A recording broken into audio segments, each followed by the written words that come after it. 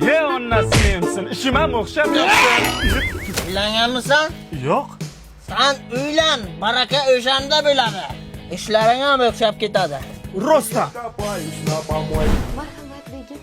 Rahmat, kurkacham. Hozir. Alo? Assalomu alaykum, Kenjaboyev Abbos sizmi? Ha? Ishga qabul qilindingiz. 15 million oylik. Ertadan ishga chiqishingiz mumkin. Rostdan. Sen uylan, baraka o'shanda bo'ladi. Yo, baraka kirishni boshladi. Hozir. Abbosjon, kvarplata nima bo'ldi? 1 soat o'tib ketdi-ku. Aka, yaqinda uylanuvdim, xarajatdan chiqdim. Uylandingizmi? Abbosjon, tabriklayman. Kvarplata sizga 1 oy tekin, mendan to'yadi. Mayli, keyingi oydan to'la boshlaysiz. Yoshlandingiz taqamay. Assalomu alaykum. Rahmat aka.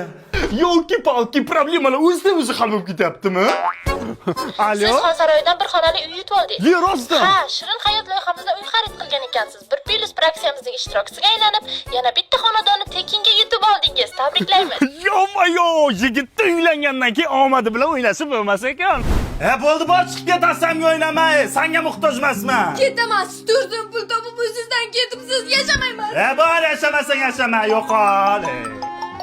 Alo. Abbos aka, xo'jayin aytdi, ishdan haydalibsiz. Tushunmadim, nimaga unaqa bo'ladi? Yo, tushuntiringlar ozgina. Yo'q, to'xtang, boshqa Abbos ekan. Siz emas, adashimiz. Ha, adashib ketisizlar, mayli.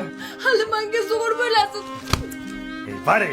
Yo'q, adashmamiz Abbos aka, aniq siz ekansiz. Ertadan ishga kelib Nimaga o'tirmang. unaqa bo'ladi? Obbo, xotinni haydab barakani uchurdikmi deyman-da.